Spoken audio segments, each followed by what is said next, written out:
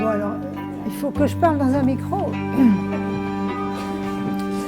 Donc alors, voici les deux choses. Dans un premier temps, donc je voulais m'excuser parce que je vais vous présenter un texte écrit, c'est un petit peu difficile peut-être ou compliqué, mais c'est dans mes habitudes. Par contre, dans la discussion, je suis plus agréable. Et il y aura beaucoup de discussions possibles, soit après, soit plus tard, parce que la deuxième raison pour laquelle j'allais m'excuser, c'est que, puisqu'on a parlé de la mémoire, je trouve que les temps actuels sont tellement dangereux et plutôt négatifs que je n'ai pas, comme j'avais autrefois, l'enthousiasme dans mon travail, dans le sens où le parcours, mon propre parcours, qui m'a fait écrire depuis de nombreuses années sur ce qui se transmet des survivants à leurs enfants et à nous, ce parcours est devenu caduc dans un univers mondialisé où règne essentiellement le néolibéralisme du profit. Et la plupart des collègues que je rencontre, dont ceux que je viens de rencontrer ici, qui prendront la parole, qui sont des amis à moi, sont unanimes pour dire que le monde va vraiment très mal. Et pour moi, c'est un petit peu une gageure d'organiser une journée comme ça. Bon. Alors, donc, maintenant, je commence. Et avant de prendre la parole, j'aimerais la donner pendant 7 petites minutes à la figure emblématique d'une femme qui pourrait être, selon la génération à laquelle nous appartenons, une de nos grands-mères ou arrière-grand-mères. Est-ce que j'ai dit des bêtises? Est-ce que j'ai dit des bêtises? Bah non, je crois pas. Non. Non. Ça va servir à quelque chose? Ah oui, De quoi? à dire ce qui vous est arrivé, votre histoire. Moi, j'ai histoire. Bah oui, vous avez une histoire. Nous avons marché 2 mois. Enfants, la femme enceinte, tout, les vieillards, tout. Enfin, c'était misère, quoi. Mais quand l'exode a commencé, quand vous êtes parti avec vos... Non, je n'étais pas chez mes parents. Quand je suis partie, j'étais seule avec les autres. Alors je pleurais, je ne savais pas que faire, où aller. J'avais juste tablier de l'école et un manteau. J'avais 14 ans. 14 ans. Quand je suis arrivée à la groupe, j'ai commencé à pleurer et j'ai entendu Zépur, mon nom, crier quelqu'un. Je croyais que c'est le soleil est venu. C'était une cousine de ma mère. Et puis après, je suis allée seule avec eux. Mais 1 mois après, j'ai trouvé ma mère dans un autre groupe, tout tout nu, une chemise de nuit, les cheveux, il n'y a pas payé pour payer. Alors, vous savez qu'est-ce que j'ai senti? Je sentis comme une mendiante, ma mère. Et j'étais très bouleversée. Alors, comme ça, nous sommes ensemble, je continuais nos chemins. J'avais 2 frères, 2 sœurs, plus petits que moi.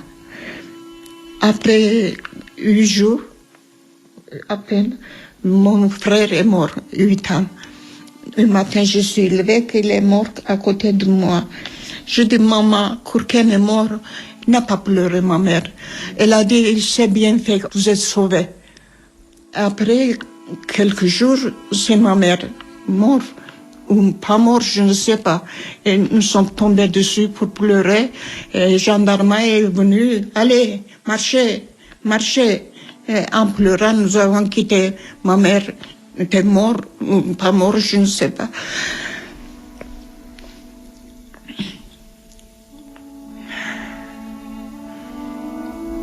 Allez, marchez. Qui est mort, il reste. C'est fini, oui. Ma mère était chaud quand nous avons quitté et parti. On n'a pas laissé même pleurer un peu. Mon père, je n'ai jamais vu. Je n'ai pas vu mon père.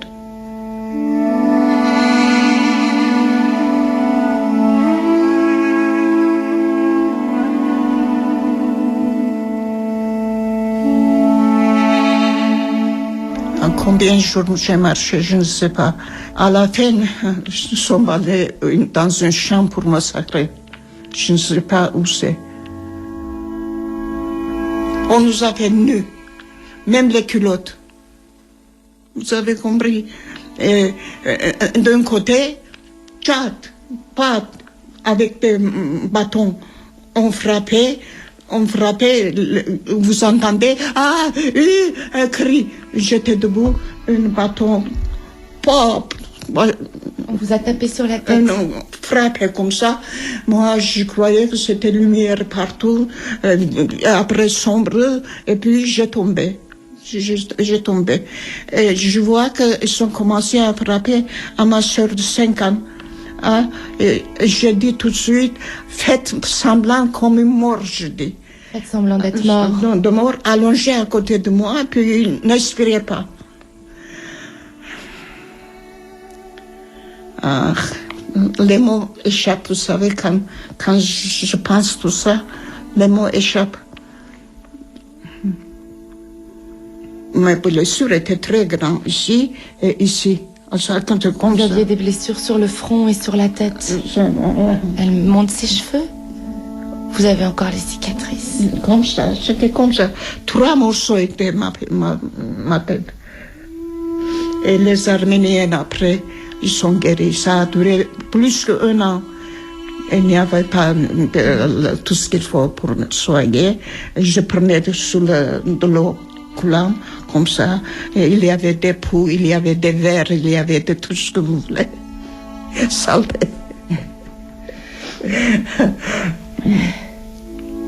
Rire et pleurer, son sœur et frère.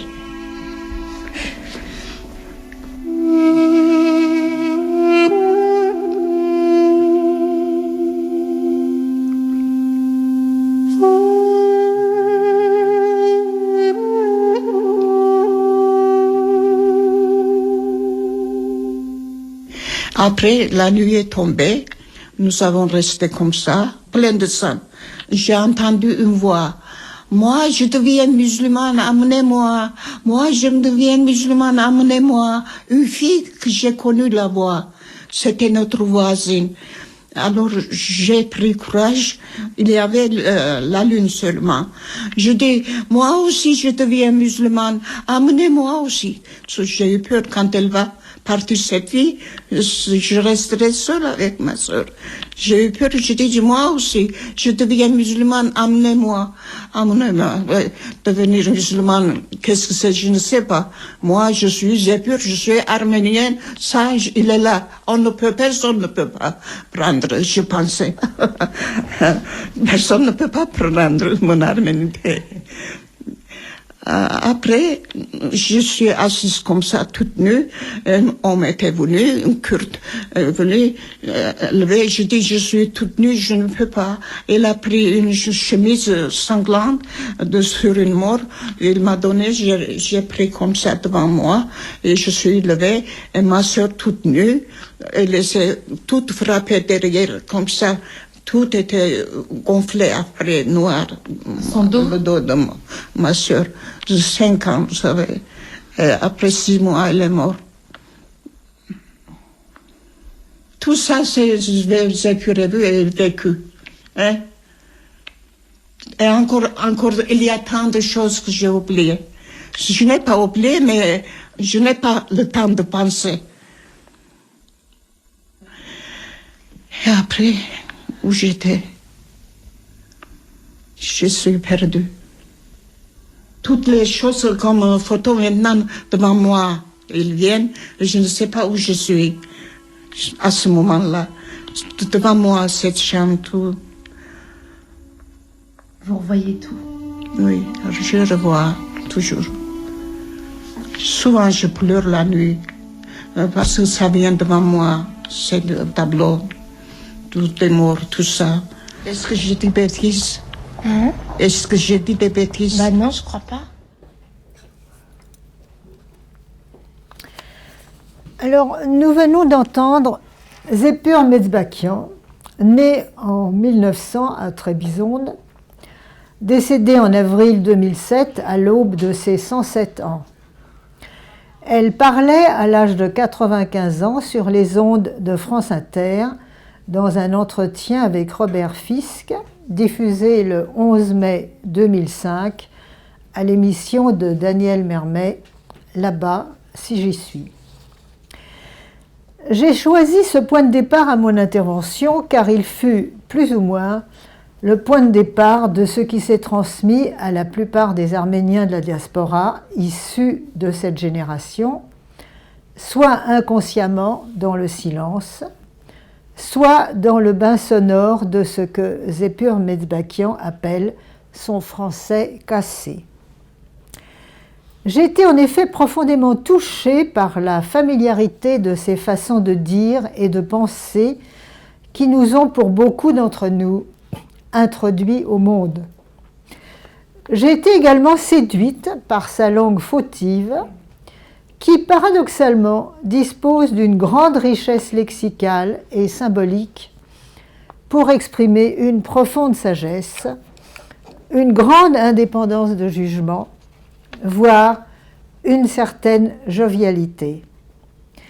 C'est d'ailleurs la raison pour laquelle, en conclusion de mon dernier livre, De la cure à l'écriture, j'ai recueilli et retranscrit toutes ces paroles, là vous n'en avez que 7 minutes, afin de m'acquitter d'une dette d'amour envers ces vieilles vêtues de noir de mon enfance, pour reprendre l'expression de Gérard Chaliand.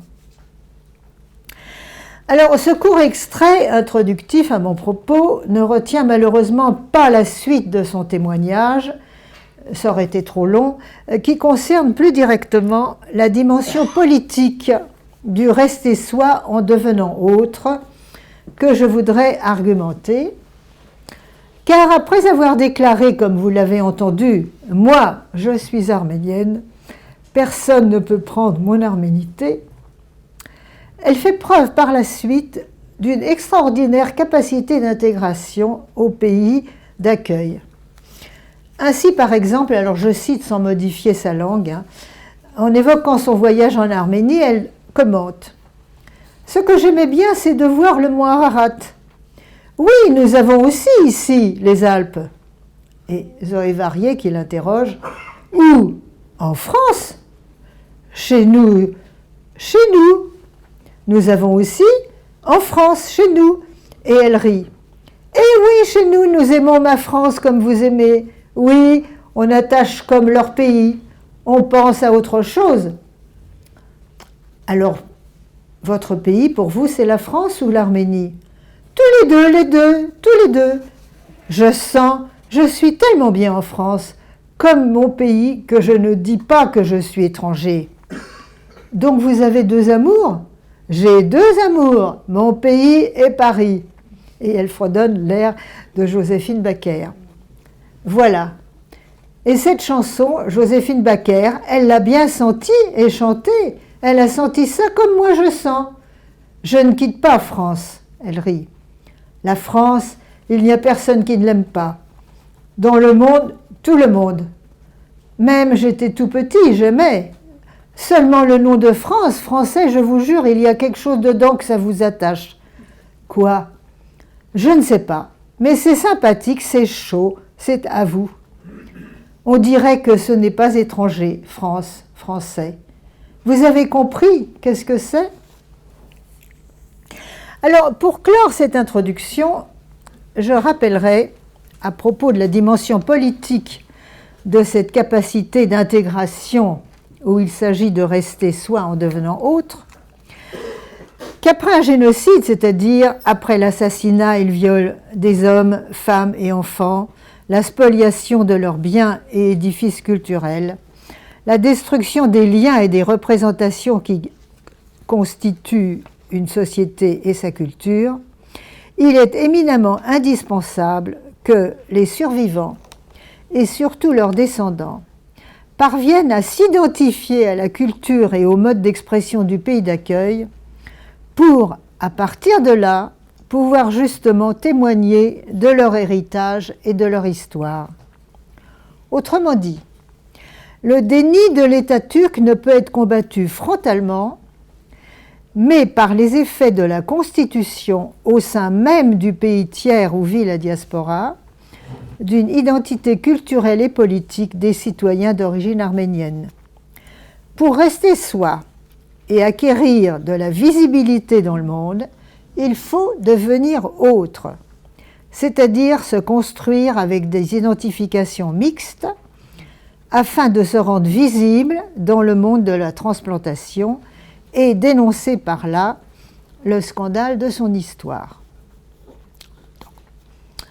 Or, mon exposé se propose de montrer en quoi rester soi en devenant autre représente en fait une stratégie politique dont la possibilité dépend du cadre environnemental des institutions et événements politico-culturels du pays d'accueil.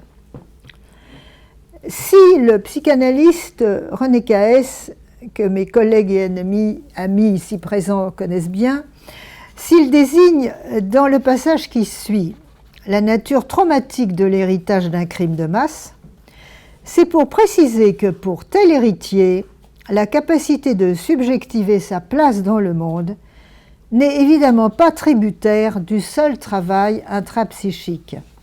Il écrit: les traumatismes qui résultent de ces catastrophes sociales ne peuvent en aucun cas être amenés à une causalité purement psychique, selon le modèle que Freud a élaboré à partir de la théorie du traumatisme. Car ce serait ici encore dépouiller une nouvelle fois le sujet de son rapport historique et réel à l'événement, dont il ne peut être escamoté qu'en soutenant le déni du traumatisme produit par la violence d'État. Il s'agit donc, pour ce sujet, de situer l'expérience traumatique dans l'espace et dans le temps social et politique, de la restituer à son contexte pour tenter de la signifier à la fois dans son histoire et dans l'histoire. Fin de citation. Ce sont donc souvent les événements politico-culturels de la cité qui contribuent en amont à faciliter, voire à déclencher chez les descendants de survivants une élaboration de leur héritage traumatique.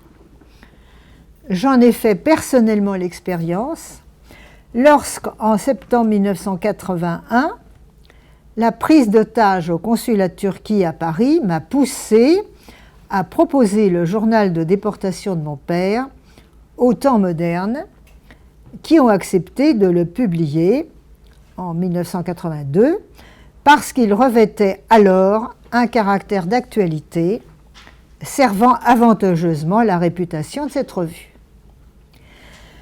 Comme le rappelle aussi Paul Ricoeur, qui fait entrer la mémoire dans la sphère publique, on ne se souvient jamais seul. Se souvenir, c'est pour un individu reconstruire son passé à partir des cadres sociaux. La transmission d'un effondrement collectif après un exil violent se fait donc à l'intersection de l'histoire psychique individuelle et de l'histoire collective du pays où il vit. L'expérience individuelle s'élabore en lien avec le monde sociopolitique où il s'agit de rester soi, tout en dialoguant avec l'autre, grâce à des identifications à la culture de cet autre. L'élaboration d'un passé traumatique ne peut se déployer qu'en interrelation avec la présence des autres, apparemment étrangers à ce passé, de sorte que, en aval aussi, le politique a des effets psychiques, car l'intégration culturelle et citoyenne au pays d'accueil, voire le combat politique, font que, d'enfants de victimes, les descendants de survivants deviennent peu à peu sujets de leur histoire. Le meilleur exemple pour illustrer la portée politique de cette mixité des identifications est bien celui de Charles Aznavour, qui put chanter « Ils sont tombés puisqu'ils étaient fautifs d'être enfants d'Arméniens » en 1976, en tant qu'un des représentants de la chanson française, héros d'un film de la Nouvelle Vague de François Truffaut en 1960, tiré sur le pianiste.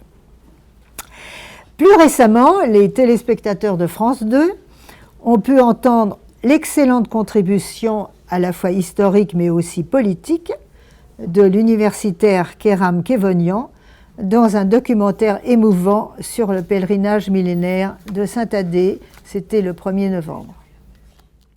L'élaboration du trauma se trouvant donc favorisée ou entravée par les conditions sociopolitiques qu'offrent à ces citoyens héritiers de survivants le pays tiers où ils vivent désormais, la conjonction de leur maturité subjective et de l'historisation de leur héritage dans le monde dépend donc étroitement des orientations politico-culturelles du tiers, selon qu'il est plus ou moins démocratique, disponible ou non à reconnaître les crimes de l'histoire, selon ses prises de position face aux lois sanctionnant le négationnisme, vous savez ce qui s'est passé récemment, qui entérine l'extermination des disparus sans restitution de leur mémoire.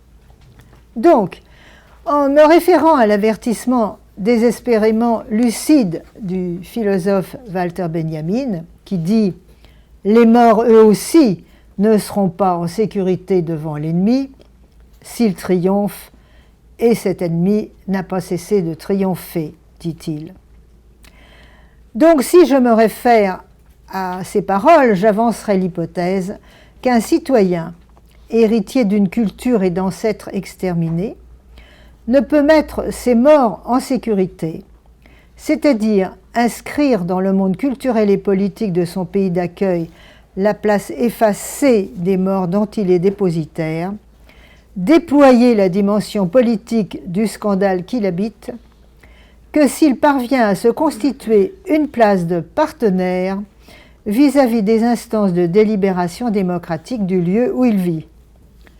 Instances dont l'absence, qui est en train de se faire en ce moment, dont l'absence acheverait définitivement l'extermination des siens et de leur mémoire.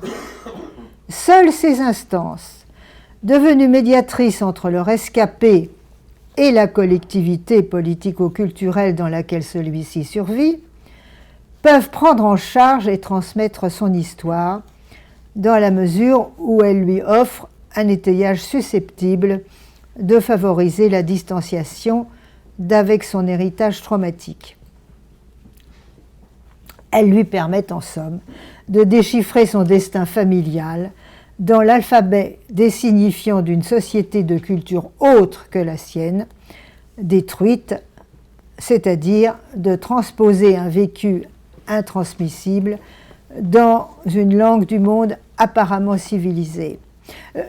Je veux prendre pour exemple, cette maison existe, je suppose, à l'issue d'un très grand nombre d'efforts et de travaux que certains et d'autres, M. Mardy-Rossian l'expliquera, ont pu faire avec la municipalité de Dessines, avec Lyon, si vous voulez.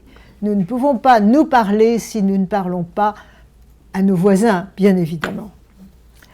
Mon hypothèse, selon laquelle seuls les régimes suffisamment démocratiques offrent la possibilité d'un tel déplacement fécond, s'inspire entre autres des réflexions du philosophe Castoriadis qui met en lumière l'ambivalence caractéristique de l'Occident et la désigne comme son trait spécifique. Alors voilà ce qu'il écrit. Je ne dis pas que tout cela efface les crimes commis par les Occidentaux. Je dis seulement ceci, que la spécificité de la civilisation occidentale est cette capacité de se mettre en question et de s'auto-critiquer. Il y a dans l'histoire occidentale, comme dans toutes les autres, des atrocités et des horreurs, mais il n'y a que l'Occident qui a créé cette capacité de contestation interne, de mise en cause de ses propres institutions et de ses propres idées, au nom d'une discussion raisonnable entre êtres humains qui reste indéfiniment ouverte et ne connaît pas de dogme ultime. Fin de citation. Pourtant, si les héritiers d'une transmission traumatique doivent ainsi adopter certaines identifications à cet espace politique tiers, ils sont loin de l'idéaliser. Ils n'ignorent nullement que cette fonction de tiers a bien souvent été cruellement absente par le passé. L'ambivalence de la civilisation occidentale, dont parle Castoriadis, est d'ailleurs d'autant plus problématique pour eux que le pays où ont été transplantés leurs parents, par exemple la France, a souvent été un de ceux qui, directement ou par le laisser-faire de sa réelle politique, s'est fait complice des violences d'État dont ils sont dépositaires à travers ces rescapés que le même pays a accepté de réfugier. Ce fut ainsi le cas de la France qui, en 1921, abandonna aux troupes turques les survivants du génocide arménien revenus en Cilicie sous mandat français, ou qui, lors des massacres d'Arméniens de 1814-1896 dans l'Empire ottoman, resta sourde aux demandes d'intervention de Jean Jaurès. Dans sa chronique « La politique du sultan », l'helléniste Victor Bérard relate cette page d'histoire où il met en lumière des tiers, c'est-à-dire la France, tout autant abstentionnistes que ceux de notre époque contemporaine face au génocide des Tutsis de 1994. S'étant rendu sur place quelques mois seulement après les massacres organisés par le sultan Abdulhamid II, il raconte des horreurs qui, avec un siècle d'avance et en passant d'un continent à un autre, montrent la pérennité de certaines techniques d'extermination. Mais surtout, il dénonce avec une grande indépendance de jugement la complicité de son pays, qu'il condamne sans aucun ménagement diplomatique. Je le cite. « L'opinion française en fait de politique étrangère se contente de peu. Le plus souvent, elle ignore ce qui se passe au-delà des frontières et les journaux respectent cette ignorance. Pour les choses turques en particulier, la plupart gardent un silence inquiétant, qui n'a pas été troublé d'ailleurs par les publications de notre gouvernement. Jusqu'en novembre 1896, le sultan poursuivit son œuvre avec le concours des populations musulmanes fanatisées et avec la complicité indirecte de l'Europe, qui acceptait ses excuses mensongères, ses pourboires et ses décorations. Comment un homme a-t-il pu concevoir une telle entreprise et comment, sous les yeux de l'Europe, a-t-il pu la mener à bien ? L'Europe préférera toujours le fanatique le plus rétrograde, payant ses coupons et favorisant le commerce, au plus moderne novateur, faisant une faillite ou une révolution. » Fin de citation.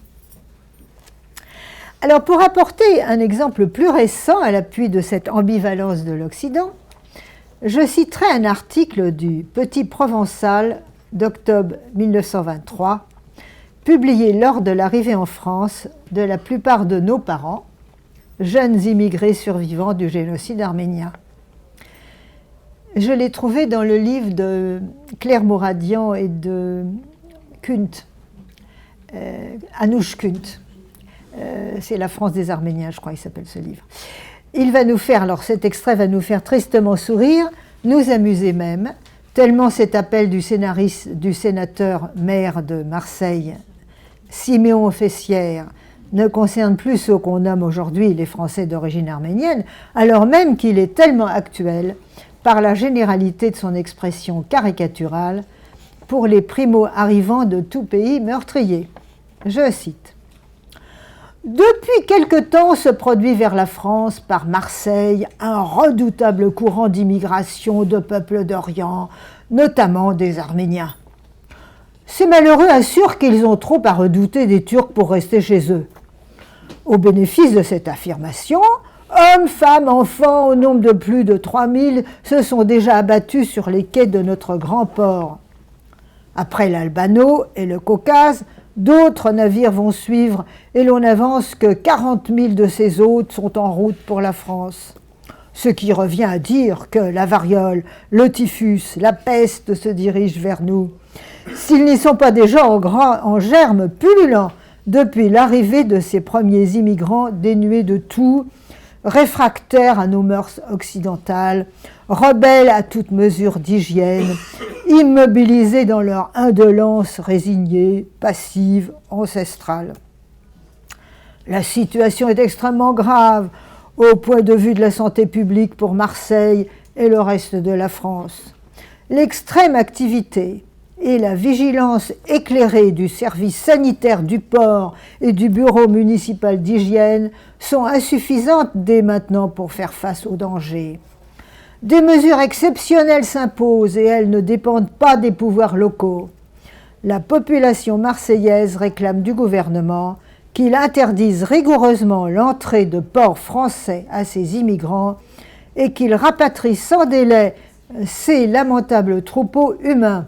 Gros danger public pour le pays tout entier. Du reste, la Grèce et l'Italie semblent avoir pris déjà de telles mesures préservatrices et bien légitimes. Bon, ça vous rappelle beaucoup de choses, hein. C'est très actuel, mais il y a une différence entre cette époque et maintenant. Et la différence, voilà. C'est bien avec cette ambivalence que l'Arménien d'aujourd'hui doit savoir négocier pour rester soi en devenant autre.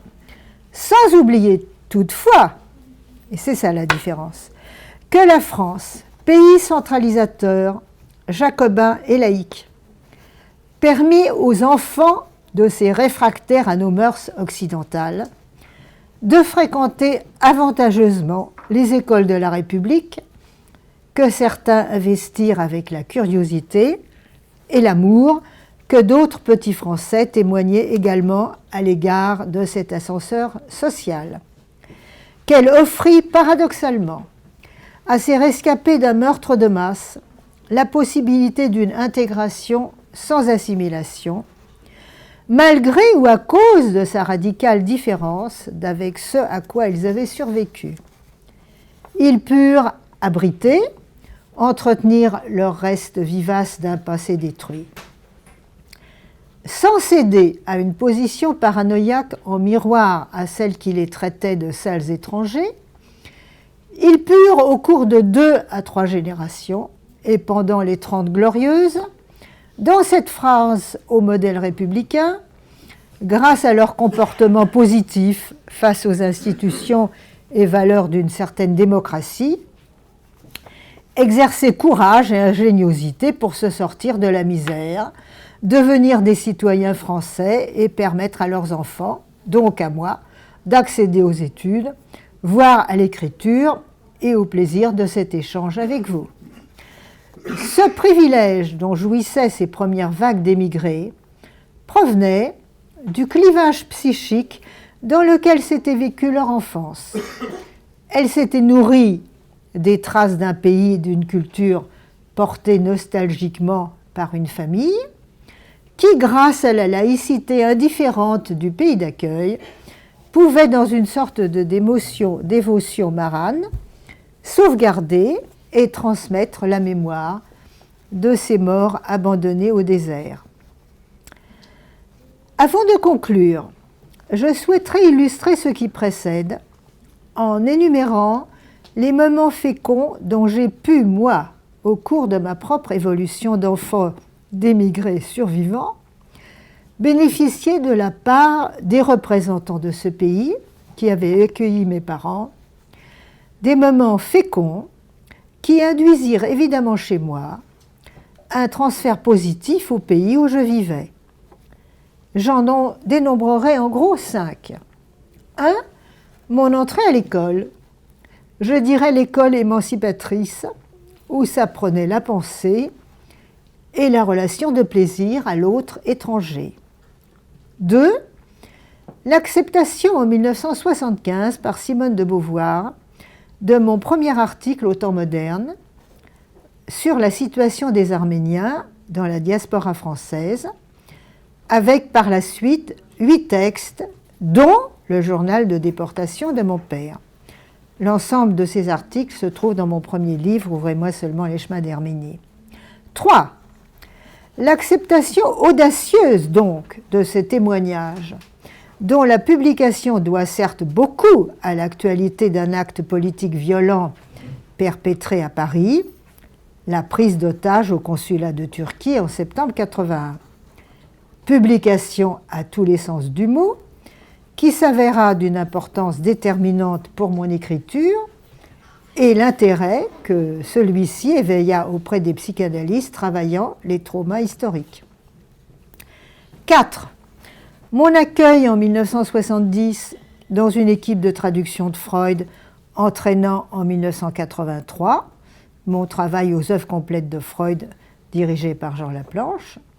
5. Pour couronner le tout, la proposition que me fit l'éditeur Michel Prigent, hélas décédé, de publier le manuscrit paternel en fac-similé dans un ouvrage collectif consacré à son commentaire, le faisant ainsi côtoyer au sein d'une édition universitaire les textes du père de la psychanalyse, dont j'étais co-traductrice depuis de nombreuses années. Cette proposition avait peut-être été motivée par quelque intérêt financier.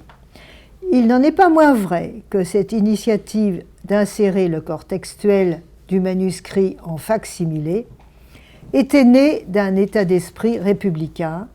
Elle produisait métaphoriquement l'inclusion dans le monde de l'histoire du corps de ceux qui furent exclus de ce monde. Cette inclusion dans le monde va aller jusqu'à la Turquie d'aujourd'hui, puisqu'une version partielle de cet ouvrage collectif va paraître prochainement en traduction à Istanbul. D'ailleurs, c'est d'autant plus important que le texte de mon père, certains le savent, est écrit en langue turque, mais en écriture arménienne. Donc, le traducteur n'a pas eu besoin de traduire le texte du père. Alors, ma conclusion sera double. Si les États démocratiques, dont Castoriadis relève par ailleurs les capacités meurtrières, assistent sans intervenir aux exterminations mises en œuvre par les États criminels et autorisent ainsi celles-ci, comme cela s'est bien passé pour la Shoah pendant la Seconde Guerre mondiale. Ou bien si, prétextant le droit à la liberté d'expression ou la liberté pour l'histoire, vous connaissez ça, ils prêtent le flanc à un négationnisme d'État, en l'occurrence celui de la Turquie, afin de préserver leurs intérêts géopolitiques. Il ne reste pour les héritiers des survivants qu'à tirer parti de ce qui spécifie aux yeux du philosophe cette capacité de contestation interne de la civilisation occidentale. Leur seul recours sera, en restant soi tout en devenant autre, d'utiliser la mésentente démocratique pour traduire au sein de celle-ci leur vérité dérangeante et rechercher le débat avec ce tiers à instituer qui fut absent lors du crime. Par ailleurs, en élargissant le champ de nos préoccupations, on ne peut pas ne pas constater que ces conditions favorables à un tel parcours intégrateur, qui fut possible pour les descendants de rescapés des années 20, semblent fort compromises à présent. En raison du chômage croissant et de la paupérisation mondiale que crée l'économie néolibérale du profit, cette intégration est devenue de nos jours problématique. Et compte tenu de la vitesse avec laquelle les conditions économiques se dégradent, il n'est pas exclu qu'entre le moment où a été choisi le thème de cette journée et aujourd'hui, celui-ci est perdu de sa pertinence.